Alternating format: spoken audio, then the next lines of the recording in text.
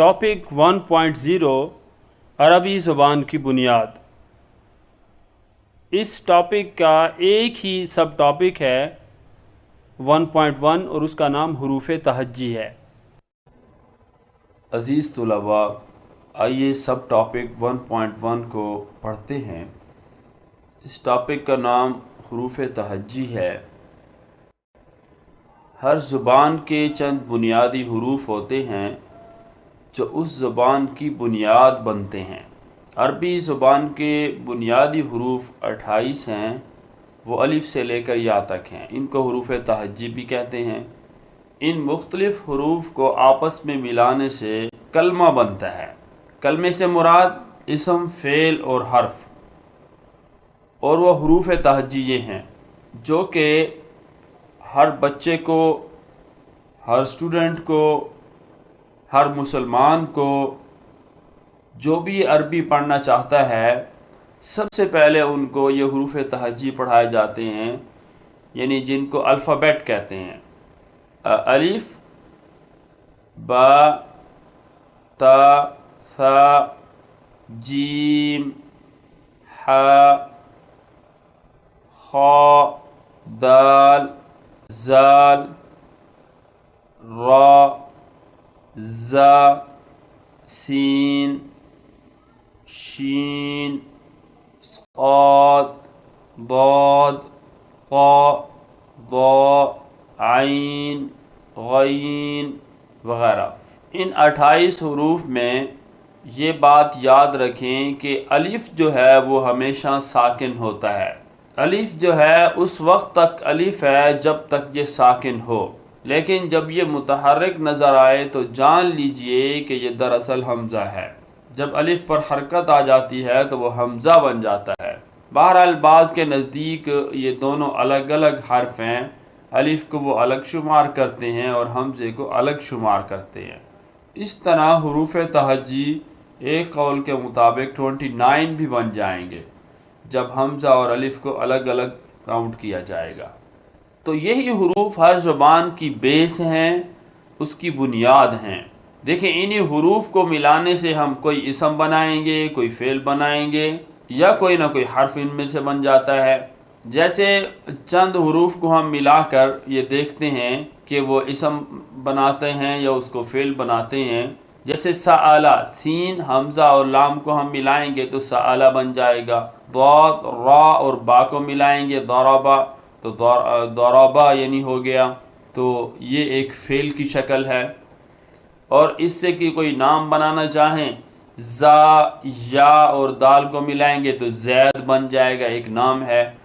تو گویا کہ یہ بیس ہیں، یہ بنیادی حروف ہیں جو اس زبان کے ہیں۔ تو جو یہ بنیادی حروف ہیں، سب سے پہلے ہم ان حروف کو ڈیوائیڈ کرتے ہیں، اس کی تقسیم دیکھتے ہیں۔ حروف کی دو قسمیں ہیں، حروف صحیح، حروف علت۔ حروف صحیح وہ حروف ہیں جو اکثر ایک شکل میں موجود رہتے ہیں اور وہ 25 ہیں، 25۔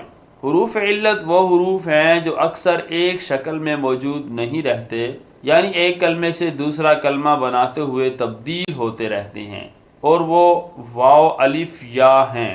یاد رکھنے کے لیے ان کو واعظ کہتے ہیں۔ اہل عرب بیماری میں ادا کرتے ہیں۔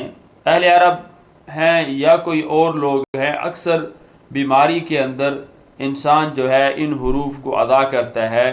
اس ورڈ کو جیسے واش یا وائے بھی کہتے ہیں، بہرحال انگلش کے اندر بھی یہ استعمال ہوتا ہے، وائے، اکثر یہ بیماری میں استعمال کرتے ہیں۔ دوسری بات یہ یاد رکھیں کہ جس طرح ایک بیمار کی حالت بدلتی رہتی ہے، اس کا جو ٹیمپریچر ہے کبھی زیادہ ہو جاتا ہے، کبھی کم ہو جاتا ہے، یا کوئی بھی مرض ہے انسان کو تو اس مرض کی کیفیت بدلتی ہے، تو اس سے مریض کی حالت بھی بدلتی ہے۔ جس طرح مریض کی حالت بدلتی ہے، اسی طرح ان حروف میں بھی تبدیلی ہوتی رہتی ہے۔